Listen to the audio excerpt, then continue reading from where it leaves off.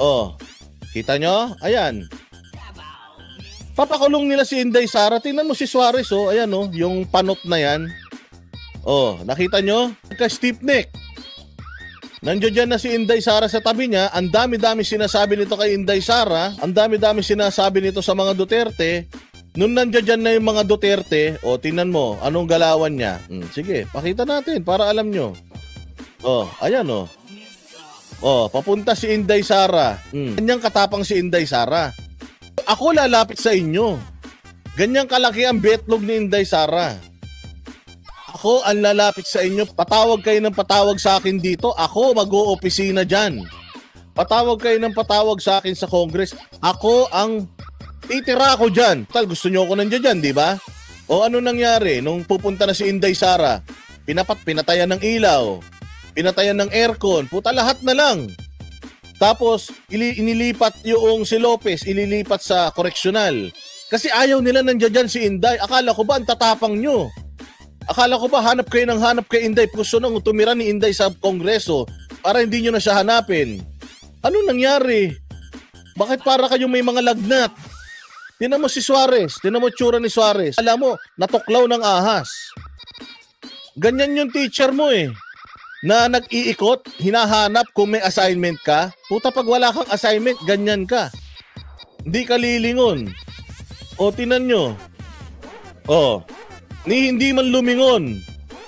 Ni hindi man nakisali sa diskusyon. Puta, nakaganon lang. Eh, samantalang napakayabang ng kupal na yan. Kung maka-call out, akala mo, siya ang pinakamagaling na congressman. O, anong ginawa? O, ayan. Wala, nga. Oh. Oh, bakit hindi ka makisali, Suarez, sa kwentuhan nila? Oh. Wala, okay, ganyan katapang si Inday Sara. Ako ang pupunta sa inyo, makikipagdiskurso ako sa inyo. Kasi, putang ina ninyo, you do not scare me a bit. May mga betlog kayo, pero mas malaki ang betlog ko sa inyo. Anong ginawa ni Inday? 1 minute suspension? No. Lalapit ako sa inyo. Puro kayo 1 minute suspension. 1 minute suspension. Kapag kayo na corner, 1 minute suspension. Kapag nakikipagdebate si Inday Sara sa inyo, 1 minute suspension. Dami-dami nyo dyan. Mag-isa lang si Inday Sara. Sabi nga ni Inday Sara, wala kahit isa man sa amin dito pwedeng mag-point of order. Dahil lahat kayo magkakakampi, kami-kami lang nandito, di ba? Oh, ano na? So paano na to? Kaya bang-yabang ninyo? Nandiyan dyan na yung tao. Akala ninyo hindi siya magte-take ng oath. Galing talaga dito ni Inday eh. Sobrang galing talaga dito ni Inday, mga bossing. Akala nila hindi magte-take ng oath si Inday Sara eh. Akala talaga nila hindi siya magte-take ng oath. Kasi ganun ginawa niya nung una eh. May I speak, Mr. Chair? May I speak? Sabi, I will not acknowledge you until you swear na mag-take ng oath. Ano sabi ni Inday? Okay, let's do it. Okay, yes. Oh, binanatan sila kagad. Gulat na gulat sila. 1 minute suspension. Every time na Inday Sara will make her point, 1 minute suspension. Every time na makikipagdiskurso si Inday Sara, 1 minute suspension. Puro kayo porma. Andiyan dyan na si Inday Sara. Hindi nyo pa tinatanong. Nung nakaraan, anong sabi niya? Nagpunta kasi ako doon. Ando doon na ako, hindi naman nila ako tinatanong. Nasasayang oras ko eh. Wala, masasayang oras ko, kaya nagpaalam na lang ako umalis. Di ba ginanon niya? Sabi nila, pumunta siya dito, magpaliwanag siya. Pumunta siya sa good governance. Mag-take siya ng oath. Suarez, nag-take na ng oath si Inday. Drug test ka na. Hindi ba sinasabi nyo noon, mga Quadcom, tsaka mga young goons, na mag-take siya ng oath. Pumunta siya sa Committee on Good Government. Magpapa-drug test kami. Nasa na yung drug test mo, Suarez? Yung mga kasamahan mo dyan, na mga congressman, nasa na yung drug test ninyo? Nag-take na ng oath si Inday. Nandiyan dyan na si Inday. Sumunod na siya sa hamon nyo. Asan na ngayon yung drug test ninyo? Kaya mga kababayan, singilin ninyo itong mga to. Nang drug test nila, natatandaan nyo yon? Na ang yabang-yabang nila, Nung binanatan nila si Inday Sara, pumalag si Inday, sasanabi nila na loka-loka daw si Inday. Sabi ni Inday, o sige, magpapa-psychiatric test ako. Samahan na natin ng drug test. Dalawa yun. Pero ako, hihiling din ako sa inyo ng isa. Sabi niya, di ba? Hihingi ako ng isa. Pa-drug test kayo. Sabay-sabay tayo. O anong sagot ng Young Goons? Bigla sila nagkakondisyon. Okay yan sa amin yung hamon. Pero dapat, mag-take muna siya ng oath. Nadagdagan. O ngayon, nag-take na ng oath. Umatay na sa good government. O ano na? Ano na? So paano na? Diba? O sabi nga ni BDS Lina Aboga, Boss Dada, oo nga no, ikaw lang nakaalala niyan. Kaya singilin nyo. Juarez, ano na? Si Migs Nograles nagpa-drug test, hindi nilabas yung resulta. Nakita nyo ba? Nakita nyo bang nilabas ni Migs Nograles yung resulta ng drug test niya? Baka naman sabi nila, usapan lang naman drug test Hindi naman usapan ilabas yung hindi naman usapan ilabas yung resulta. Naglabas na si Pulong ng resulta niya. Sabay sila ni Migs Nograles nagpa hair follicle test. Asa na yung resulta nung ni Migs Nograles? Hair follicle test niya. Nga, di ba? Tatandaan nyo kasi yung mga pinapangako ng mga punyeta na yan. Tatandaan nyo para may sinisingil tayo sa kanila. Suarez, nananawagan kami. Kailan kayo magpapadrug test nila sino ba to? Yung mga kasama niya sa Young Goons. O, di ba? Si Young Guns. Kailan kayo magpapadrug test? Sumumpa na po si Inday. O, yan ang sinasabi ko sa inyo. Akala nyo kasi mga bossing, takot itong mga Duterte. Lagi-lagi nating pinapaalala sa inyo na kung matapang si PRRD, iba ito si Inday Sara, ibahin nyo. Kasi sa pagkakarinig ko, si PRRD matapang. Si PRRD siga. Mahigpit ang kanyang mga panuntunan. Pero sa tuwing pinapalitan siya ni Inday Sara bilang mayor sa Davao, taina yung Davao daw talaga nagtitiptoe. Ibig sabihin, kung gaano kahigpit si PRD, mas mahigpit si Inday Sara at mas takot kay Inday Sara yung mga tao sa Davao kaysa kay PRRD. Oo, mas takot ang mga taga Davao kay Inday Sara kaysa kay Presidente Duterte.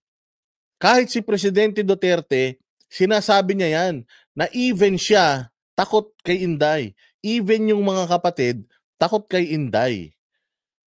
Matindi ito. Kung si PRRD, nung nanungkulan siya, nagtinry niya pang makipag-okay sa mga komunista. Tinry niya pang makipag-chami-chami sa mga komunista at binigyan pa sila ng mga posisyon sa gobyerno. Inday, hindi. Kay Inday, uubusin ko lahat yan. Kaya nga ang hinihingi ni Inday Sara nun kay Bongbong Marcos is National Security Advisor or National Security Council. Yan yung gusto niya kasi nga gusto niya ubusin talaga yung komunista. Yan ang talagang gusto ni Ngayon, anong ginawa nila? Ibinigay kay Inday Sara yung pinaka-problematic na ahensya, DepEd. Kung mapapansin ninyo, itong mga Marcos na to, kupal talaga yung mga yan. Sineset talaga nila si Inday Sara to fail. Anong hiningi ni DND National Security Council, pare-parehas lang basta nasa security community or security department ng Pilipinas, DND, NSC, NSA, anything, basta nasa security, nandoon tayo. Kasi yung 'di ba si Clarita Carlos ang naging National Security Advisor. So they are putting Inday Sara doon sa magfi-fail siya. O tingnan ninyo, bibigyan ko kayo ng isang example. Yaan pong DepEd, problematic yan. Bago pa dumating si Inday Sara, napakarami ng corruption dyan. Kahit nga yung matandang DepEd secretary, hindi naman corrupt yun, pero dahil nga siguro matanda na siya, yung mga tao niya, nangurap dyan sa DepEd. Anong pinagkakakitaan? 'Di ba? Anong pinagkakakitaan ng ano, anong pinagkakakitaan ng ano, ng, mga tao diyan sa DepEd, yung mga proyekto. Kasi nga mga computers, mga libros, and all of that. Sabi nito, hiningi niya 'yan. Hiningi nga niya, hiningi din niya yung National Security ano, Adviser, o DND. Hiningi din niya, ba't di binigay sa kanya? Bakit binigay sa kanya itong ano, DepEd? 'Di ba? Bakit binigay sa kanya 'tong DepEd? Bakit hiningi din naman niya yung DND, di binigay sa kanya? Bakit itong DepEd binigay sa kanya? At alam mo ba bakit ito ang binigay sa kanya? They are setting Inday Sara to fail. DepEd ang isa sa pinakamahirap talaga pamunuan. Bakit? Kasi ang DepEd unang-una ang may pinakamalaking budget. Ayan oh, defense daw ang hinihingi ni Inday, kaso nung nakaupo na sila, iba ang binigay sa kanya. True. Alam nila kasi na 'pag nilagay nila si Inday diyan, akala nila sasablay. Akala nila sasablay si Inday. Nilagay nila diyan si Inday kasi nga ang daming corruption diyan. Madami silang puwedeng i-konekta kay Inday Sara. Napakada 'Di ba Briones ba 'yon, yung matandang yung matandang national secretary ng Department of Education. Briones 'yun, 'di ba, yung matanda. Tignan mo, walang kaalam-alam. Oh, walang kaalam-alam yung matanda, kita mo ang dami palang corruption. Nadamay pa yung matanda, nananahimik yung matanda. Ang dami palang mga corruptions. So ibig sabihin dito sa departamento na 'to, Department of Education, Department of Education, ang daming mga corruptions diyan. Buong Pilipinas 'yan, classroom dito, classroom diyan, 'di ba? Sinabi na ni Inday Sara, ang daming insertions. Napakadaming Briones, ano ba sabi ko, 'di ba Briones? Ang daming insertions sa mga proyekto ng DepEd kasi 'yan yung hindi masyadong tinitingnan, eh. Hindi 'yan katulad ng tulay na makikita mo kung matatapos o hindi.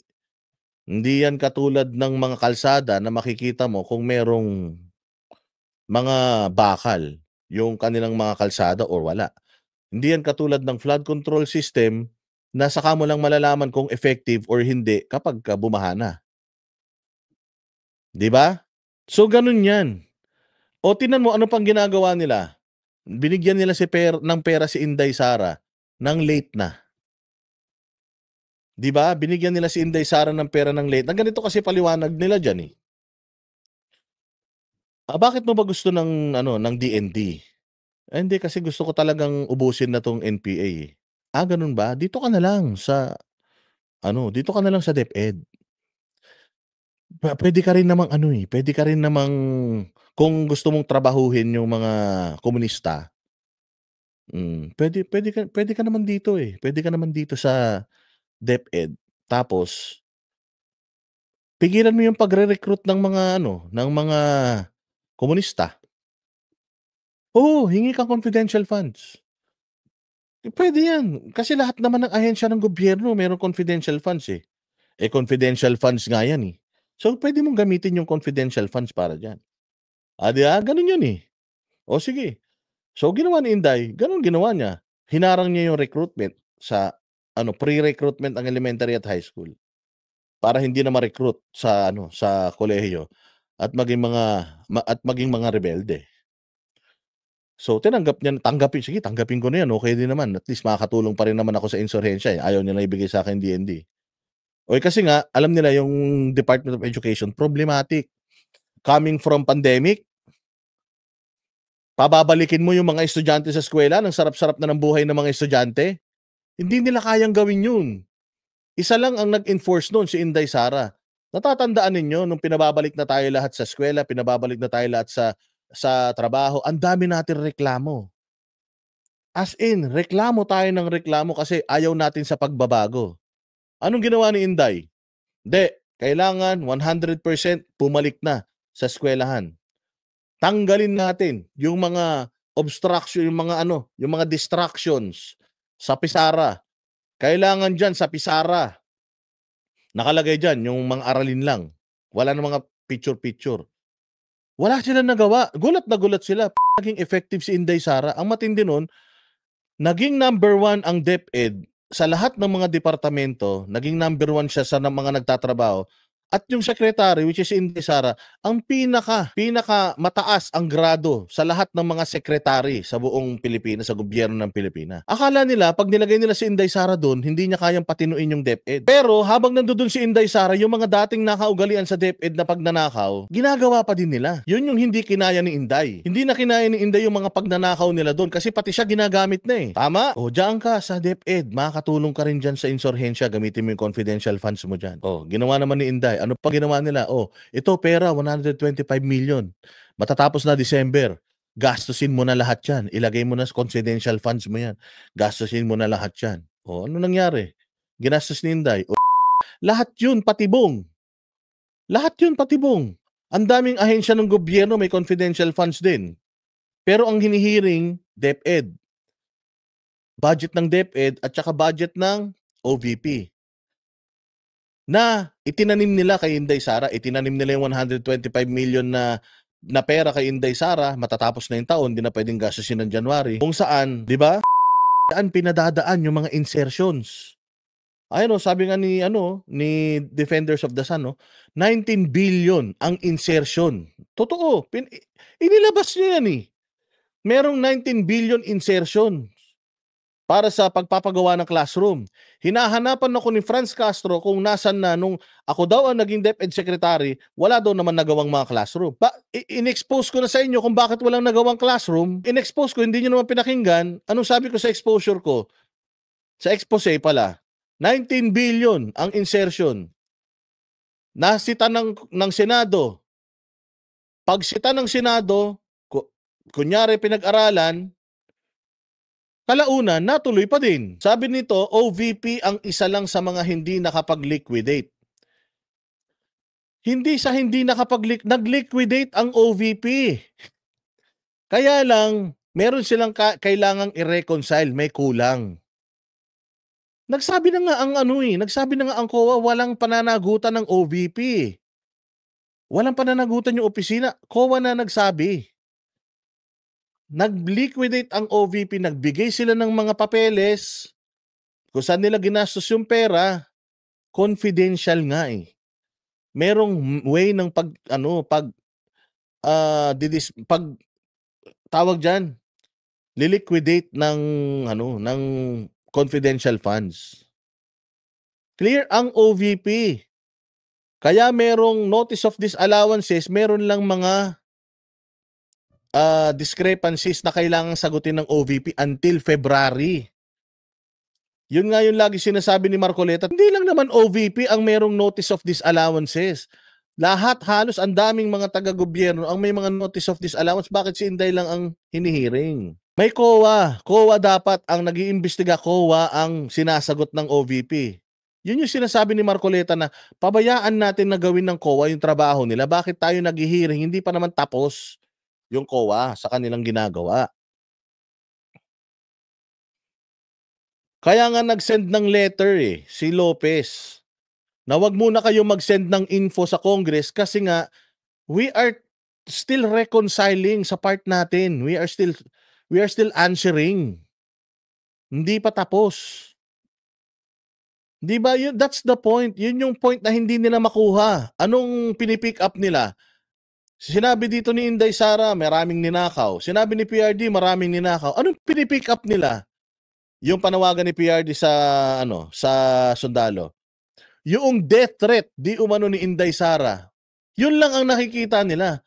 Pero yung sinabi doon ni Inday Sara na si Mary Grace Piatos, tila mo si Lisa Araneta. Dahil sabi niya, tinawagan niya ako, pinakita niya sa video sa cellphone, yung muka ng tao. Nagpadala siya sa akin ng sobre, may written instruction. Nakalagay doon, DepEd. Ibinigay ko sa DepEd. So ang namimigay ng pera na may sa mga sobre na yan, hindi si Inday Sara kundi si Lisa. Pinipick up ba nila yun? Di ba? Pinipick up ba nila yun? O sabi nito ni My Pau Everlove, ebidensya. O, sila ba may ebidensya?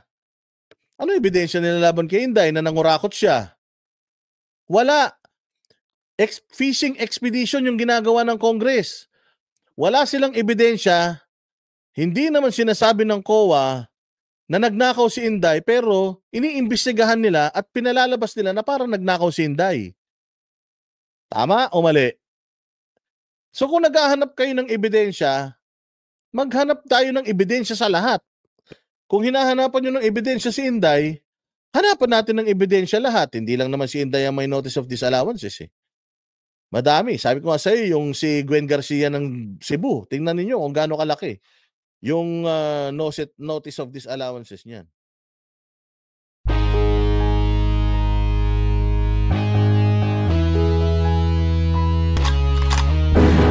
Yan ang Banateros, yes! Walang inuurungan. Pag tama palakpakan, pag mali ay babanatan. Yan ang Banateros, boses ng ordinaryong Pilipino. Banateros ay walang makakaawan. Walang inuurungan, Banateros ay tinutulungan. Mga ordinaryong Pilipino, bawat mali tinututukan. Handang ituwid mga baliko, kasagutan.